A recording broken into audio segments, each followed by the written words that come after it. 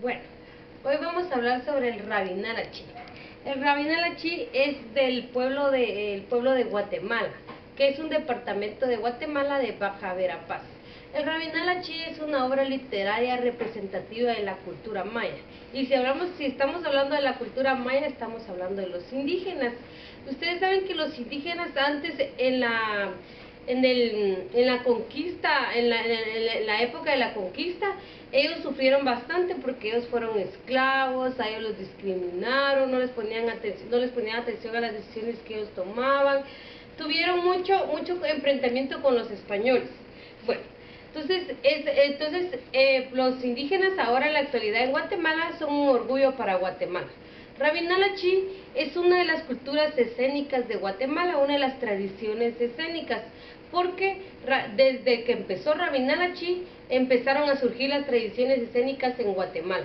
Dice que Rabinalachi hace 500 años fue escrita, o sea que fue hecha la historia hace 500 años, en el 25 de junio en el siglo XV. Bueno, dice que si estamos hablando de tradición es porque se habla tradición es de hacer las cosas de generación en generación, como por ejemplo, como la Navidad que se celebra cada año a una determinada fecha. Entonces así es también el Rabinalachi, pero eso se celebra en Baja Verapaz.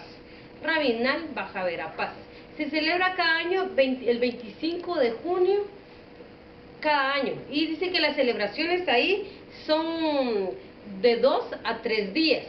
Entonces, el Rabinalachi, su nombre original del Rabinalachi es Shahok-Tun, que significa danza del Tun, danza del Tun. Y Tun significa tambor, y danza ya sabemos que son bailes ancestrales que son reverencia para agradar a los dioses.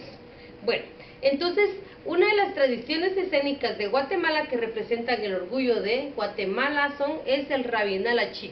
El Rabinalachi es una obra maestra de la tradición intangible de la humanidad de Guatemala. Eso fue creada en el 2005 por la organización la UNESCO, y dice que también fue traducida al español, o sea, al idioma castellano, por el sacerdote francés Brasseur. Ese sacerdote fue el que tradujo al idioma español, y también en ese año fue declarada obra maestra oral intangible de la humanidad de Guatemala. Bueno, entonces el Rabinalachi viene de las tradiciones prehispánicas. ¿Por qué viene de las tradiciones prehispánicas? Porque hace 500 años fue hecha esa historia. Bueno, vamos a hablar un poco sobre la historia sobre los personajes que abarcan el Rabinalachi.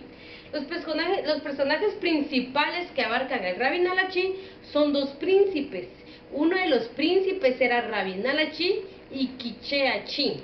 Quicheachi serán los dos príncipes principales de esta historia. Y también el rey de Rabinalep. El rey de Rabinalep es el pueblo. Es el pueblo donde se situaban diferentes ciudadanos. Pero sabemos que Rabinal es parte de Guatemala, y Rabinal ahorita existe. En la actualidad es un departamento de Guatemala, pero en ese lugar que ahora es sagrado, porque antes ahí vivieron los mayas, y aún ahorita también está el biotopo del Quetzal también, porque también entre los personajes que leemos en la obra de Rabinalachi también entra la mujer Plumas Verdes, que era la madre de las plumas verdes, que se llamaba Uchuk Kukux. Ella era la madre de las plumas verdes. También otro personaje que menciona ahí también eran las 13 águilas y los 13 jaguares. Los 13 águilas y los 13 jaguares. Y también los guerreros que representaban a las tropas del príncipe de Rabinalachi y de Quicheachi. Ellos eran los guerreros que enfrentaban a la población. Y ellos dicen que entre ellos, los dos príncipes, dice que ellos se peleaban por las fortalezas, pero no, ellos eran los príncipes. Aparte estaba Rabinal, era el rey de Rabinal, que era Hoptog. Él era el rey de Rabinalep. Bueno, vamos a hablar un poco de la historia que se basa sobre el rey Quechi, sobre Quicheachi. Quicheachi dice que él era un gobernador, era un príncipe. dice que él tenía a cargo su pueblo, y dice que su pueblo vivía como la gente, ahora sí como nosotros ahorita, que pagamos nuestros impuestos. Dice que ese pueblo, había gente que sí lo quería a él, gente que no lo quería. Dice que ese pueblo unos cumplían con el tributo y unos que no.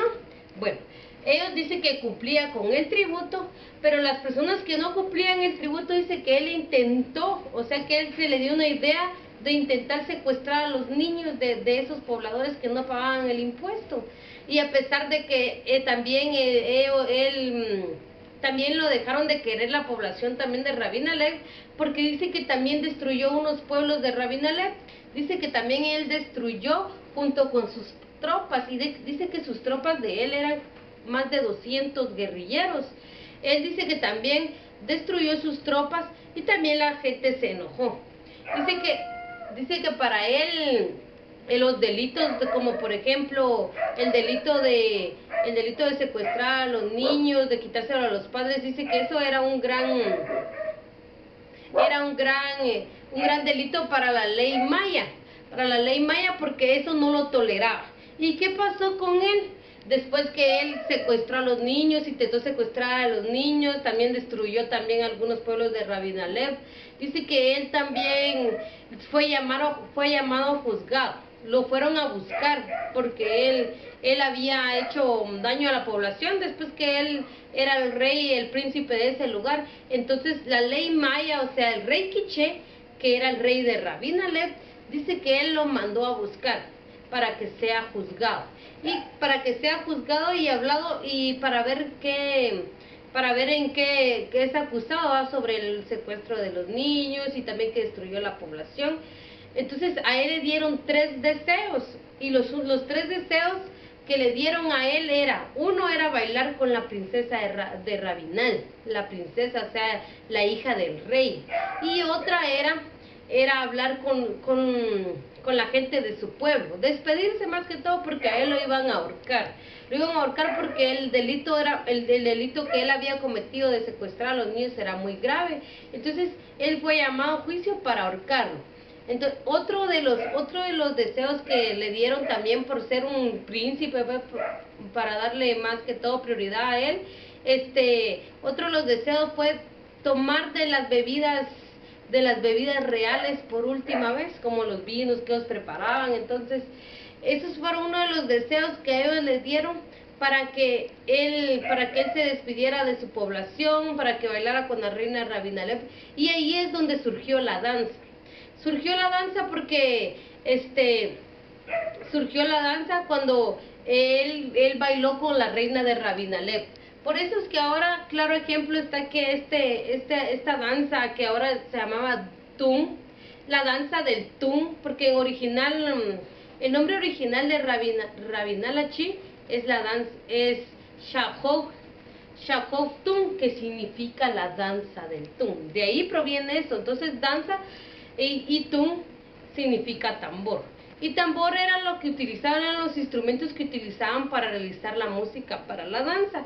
Dice que ahorita que cuando ellos practican la danza, porque después de varios siglos atrás, como es una tradición escénica de Guatemala, siempre se practica cada año. Siempre se practica cada año en ese lugar de Rabinal, o también en diferentes lugares como escuelas, y entonces se enseñan eso de la tradición escénica. Entonces, este baile es organizado, pero dice que cuando ellos realizan el baile, dice cuando ellos realizan el baile, dice que de ahí se está como que llamando a los muertos. Por eso es que esa danza le llaman baile de los muertos, porque ellos están invocando, pero dice que ahí están invocando a los muertos de los guerrilleros que murieron en esa batalla. Entonces, ¿saben ustedes que el traje que usan en la danza son bien bonitos? Porque son coronas con plumajes, trajes, colores vivos que representan a la cultura indígena. Entonces, de ahí se tomó la idea de la danza, o sea que la Rabin Alachi es una danza, la danza del Tum, porque es donde los personajes utilizan el tambor y muestran un baile basado, pero en la danza lo hacen para agradar a los dioses. La danza lo hacen para agradar a los dioses, y desde hace 500 años esa historia viene y viene y viene de generación en generación. Bueno, entonces ya sabemos la vida de Quiché-Achí, que murió así. ¿Por qué murió así Quiché-Achí? Porque él no respetó la vida de sus hijos, de los niños, de los pobladores. Como él miraba que no pagaban los tributos, entonces él decidió secuestrar a los niños. Entonces lo que él cometió fue muy malo, y así murió. Él murió ahorcado. Él murió ahorcado, y de ahí fue cuando pasó. Ahorita hasta entonces es representado por bailes donde se demuestra que él, una tradición que tienen es que se demuestra que él en el baile, todavía en el momento de representar el baile, se están llamando los espíritus, o sea, los espíritus de los muertos de antes. Bueno, entonces, esta fue mi poca explicación sobre Rabinal Achí, y espero que ustedes hayan aprendido.